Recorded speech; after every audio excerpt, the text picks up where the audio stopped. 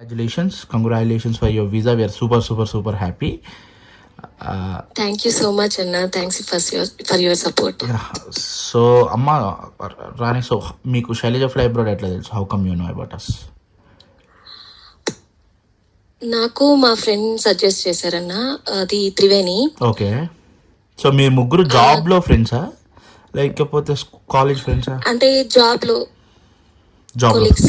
Colleagues లాగా. So మీరందరూ UK వెళ్దాం అనుకున్నారు. సో అదే either staff nurse like something like that అట్లా అనుకున్నారు. సో అంతేనా? అదే కేర్ జాబ్స్కి ఏమైనా వెళ్దాం అనుకున్నారు. But I think if I'm not wrong rules అవన్నీ కొంచెం చేంజ్ అవడంతో so you shifted to. Actual గా మేమైతే ఓఈటీ ఎగ్జామ్ కూడా రాసాము.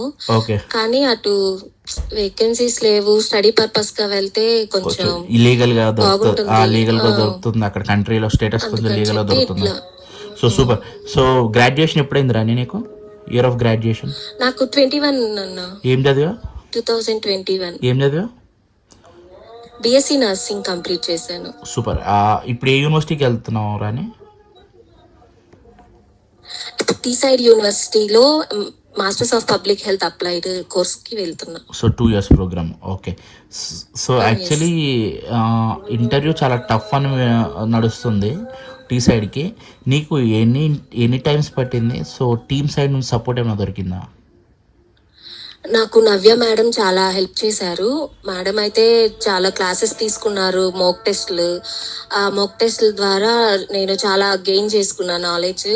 అదేవిధంగా స్టార్టింగ్లో ఇంగ్లీష్ స్పీకింగ్ అంటే కొంచెం ఫియర్ ఉండేది, నర్వస్ గా ఫీల్ అయ్యాను. కానీ మేడం చాలా సపోర్ట్ చేసి ఏం కాదు, జనరల్ గా న్యాచురల్ గానే మాట్లాడండి, అట్లా మాట్లాడితే కొంచెం కంప్లీట్ అయ్యిద్ది, అట్లా మేడం చాలా సపోర్ట్ చేశారు. సో క్యాష్ అయిపోయింది.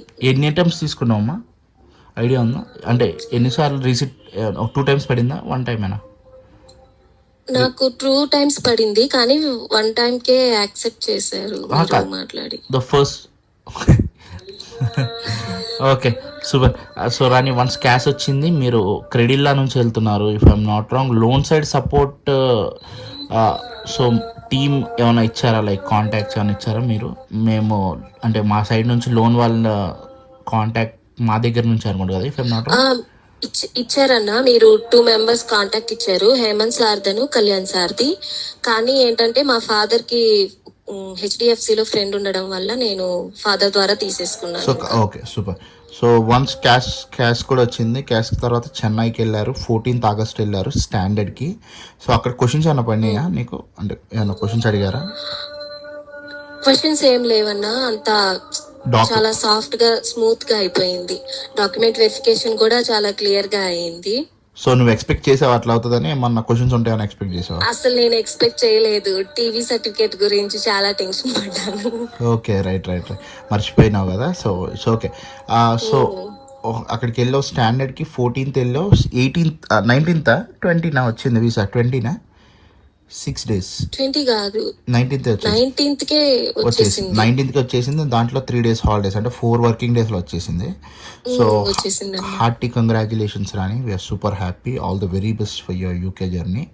So Rani, give me one final review Rani. రేపనే రోజు శైలజ ఫ్లై అబ్రాడ్తో ప్రాసెస్ చేసుకునే వాళ్ళకి what you want to say? నేను కళ్ళు మూసుకొని వెళ్ళిపోవచ్చు అని చెప్తాను. ఎందుకంటే పేరెంట్స్ కి చాలా ట్రస్ట్ ఇష్యూ అనేది చాలా ఉంటాయి. ఎందుకంటే మా ఫ్యామిలీలోనే మా బ్రదర్ జర్మనీ వెళ్దాం అని చెప్పి వేరే కన్సల్టెన్సీ ద్వారా తీసుకున్నారు. వాళ్ళు ఏంటంటే 5 lakhs తీసుకొని ఇంకా వాళ్ళు రెస్పాండ్ ఇవ్వలేదు, ఏం చేయలేదు.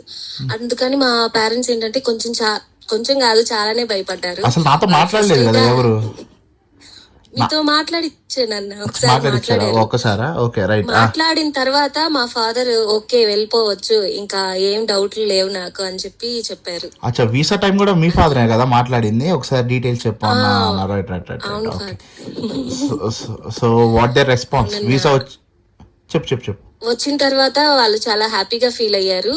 సో నేను చెప్పేది ఏంటంటే, ఎవరైనా ఇట్లా స్ట్రగుల్ అవుతుంటే పేరెంట్స్ ఒప్పుకోకుండా పంపించడానికి, శైలజ ఫ్లై అబ్రాడ్ అనేది one of the best choice అలా సఫర్ అయ్యే స్టూడెంట్స్ కి. సో నేనైతే కళ్ళు మూసుకొని వెళ్ళిపోవచ్చు దీనికి అని చెప్పి ఆ స్టూడెంట్స్ కి సజెస్ట్ చేస్తాను.